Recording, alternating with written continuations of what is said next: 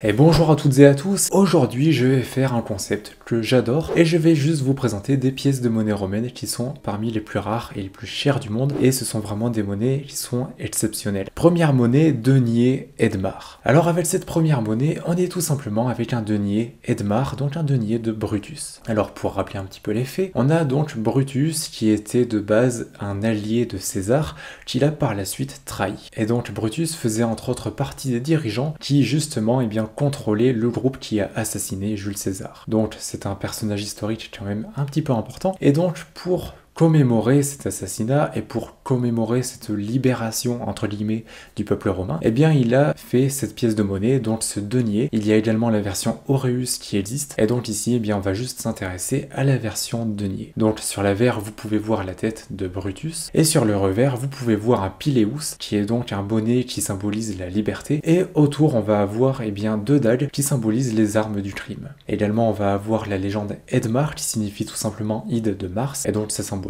eh bien, la date et également le lieu de l'assassinat de Jules César. Et donc d'un point de vue historique, eh bien, c'est une monnaie qui va être véritablement importante puisqu'elle marque un tournant dans la vie de la Rome antique. Mais bref, par rapport à sa rareté, c'est une monnaie qui existe entre 80 et 100 exemplaires au monde, donc c'est une monnaie qui va être quand même très rare. Et ici, cet exemplaire fait partie des plus beaux qui existent au monde. Donc là c'est bien sûr une monnaie qui est en argent et qui fait 19 mm de diamètre pour 3,72 grammes. Également elle est gradée par NGC à 5/5 pour sa frappe et à 4/5 pour sa surface. Et donc en termes de valeur, eh bien c'est une monnaie qui va coûter un petit peu d'argent, c'est bien entendu un euphémisme, et donc elle s'est vendue pour 720 000 $ en mars 2023. Deuxième monnaie, aureus de Caligula et d'Auguste. Alors voici la monnaie en question, on est vraiment sur une monnaie qui va être déjà magnifique en termes d'état, et surtout sur une monnaie que personnellement j'adore, puisqu'on va avoir deux portraits, le portrait d'Auguste et le portrait de Caligula. Bien sûr c'est une monnaie qui est en or, et elle fait 19 mm de diamètre pour 7,76 grammes. Également elle est gradée par NGC un 5/5 pour sa frappe et un 5/5 pour sa surface. Donc c'est une monnaie qui est irréprochable en termes d'état. Pour sa description, sur l'avers vous pouvez voir la tête de Caligula et sur le revers vous pouvez voir la tête d'Auguste. Également c'est une monnaie qui a été frappée à Lyon et ce pendant l'année 37 ou 38 après Jésus-Christ. Et après par rapport à sa rareté, malheureusement je ne l'ai pas trouvé, mais on peut estimer qu'il n'y a que quelques exemplaires de ce style qui existent au monde. Et par contre c'est le plus bel aureus de Caligula qui est connu. Pour continuer avec les superlatifs, eh bien c'est l'aureus de Caligula le plus cher qui n'a jamais été vendu. Et donc il s'est vendu aux enchères pour 600 000 $.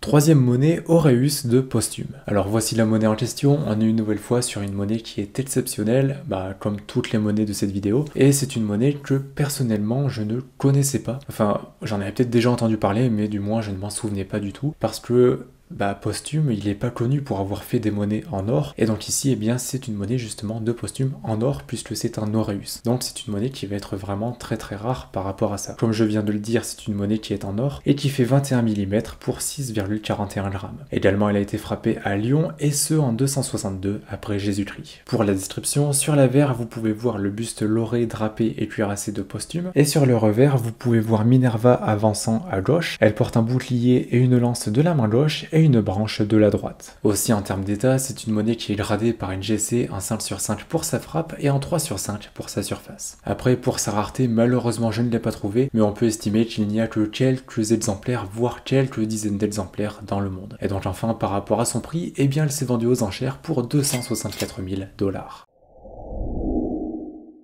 Quatrième monnaie, aureus de Victorin. Donc avec cette quatrième monnaie, on est avec un aureus de Victorin, et une nouvelle fois, c'est un petit peu comme l'aureus de Posthume, c'est une monnaie que l'on n'a pas l'habitude de voir, puisque Victorin, il n'est pas connu non plus pour son monnayage de pièces en or. Et donc c'est assez particulier d'avoir comme ça un aureus de Victorin. Mais bref, c'est bien sûr une monnaie qui est en or, et qui fait 19 mm de diamètre pour 4,83 grammes. Également, elle est gradée par NGC, un 5/5 pour sa frappe et un 4/5 pour sa surface. Pour sa description, sur l'avers, vous pouvez voir le buste lauré de Victorin, et sur le revers vous pouvez voir Hercule debout, tenant une massue de la main droite qui est posée au sol, et tenant de la main gauche un arc et la peau de lion. Après c'est vraiment une monnaie qui va être quand même assez incroyable, puisqu'en termes de rareté, eh bien ce n'est que le deuxième exemplaire connu. Et donc en termes de valeur, bien entendu, elle va avoir quand même une certaine valeur, même si jusqu'à présent c'est la monnaie la moins chère de cette vidéo, et donc elle s'est vendue aux enchères pour 180 000 $. Cinquième monnaie, Aureus de Maximin Ier. De la même manière que les deux précédentes monnaies, quand on pense au monnayage de Maximin Ier, on va penser au sesterce, on va penser au denier, mais on ne pense jamais à l'Aureus, et pourtant il en a fait frapper, même si évidemment il n'en a pas fait frapper énormément. Donc là c'est bien sûr une monnaie qui est en or et qui fait 21 mm de diamètre pour 6,56 grammes. Également cette monnaie est gradée par NGC un 5/5 pour sa frappe et un 3/5 pour sa surface. Pour la description, sur l'avers vous pouvez voir le buste lauré drapé et cuirassé de Maximin Ier, et sur le revers vous pouvez voir Salus assise sur un trône, s'accoudant du bras gauche et tenant de la main droite une patère qui lui permet de nourrir un serpent qui est enroulé autour d'un autel. Et donc ici c'est une monnaie qui va être vraiment très rare puisque ces 20 dernières années il n'y en a eu que 4 sur le marché, ce qui est quand même assez limité, et aussi eh bien c'est la seule monnaie de ce style qui est gradée par NGC. Donc tout ça, ça ajoute quand même évidemment de la valeur à cette monnaie et surtout ça lui rajoute de l'intérêt. Et donc justement elle s'est vendue aux enchères pour 408 000 $. Sixième monnaie, sesterce de Vespasien. Alors pour cette nouvelle monnaie, on est ici avec une monnaie qui va être véritablement exceptionnelle, et aussi ça va être la seule monnaie de cette vidéo qui n'est pas en or ou en argent, puisque cette monnaie est en bronze. Mais bref, donc là c'est un sesterce de Vespasien, comme je viens de vous le dire, c'est une monnaie qui est en bronze, et elle fait 35 mm de diamètre pour 25,62 grammes. Également elle a été frappée à Rome, et ce en 71 après Jésus-Christ. Également elle est classée en état TTB+, et pour ses descriptions, sur l'avers vous pouvez voir la tête laurée de Vespasien, et sur le revers vous pouvez voir au centre un palmier, tout à gauche se trouve un captif qui est au sol, au milieu se trouve un soldat debout, et tout à droite se trouve une femme juive qui est assise au sol sur un bouclier. Mais donc vous l'avez compris, mais c'est une monnaie qui va symboliser la capture de la Judée par Vespasien. Et aussi ce qui va être important avec cette monnaie, c'est que sur le revers il y a une faute au niveau de la légende, et donc le mot Judée n'est pas écrit Judae comme d'habitude, mais il est écrit Judea, et donc évidemment ça fait une faute et ça ajoute de la valeur à cette monnaie. Et aussi ce qui va être intéressant avec cette monnaie, c'est qu'elle va avoir un aspect comme si elle sortait tout juste de l'atelier, et donc comme si elle venait tout juste d'être frappée. En effet, si vous regardez bien dessus, il n'y a pas de patine. Ou alors on en a une très légère, mais on n'a pas vraiment de différence de couleur par rapport à une monnaie qui viendrait d'être frappée. Et la raison à ça, c'est qu'elle a été conservée dans certaines conditions, et ce depuis quasiment 2000 ans, et donc elle ne s'est pas patinée. C'est pas qu'elle a été nettoyée, hein, pas du tout, c'est qu'elle n'a jamais été patinée, et donc cette monnaie a vraiment cet aspect comme si elle venait tout juste d'être frappée. Et donc évidemment tout ça, ça ajoute de la valeur et surtout de l'intérêt pour cette monnaie. Justement, elle s'est vendue aux enchères pour 262 900 $.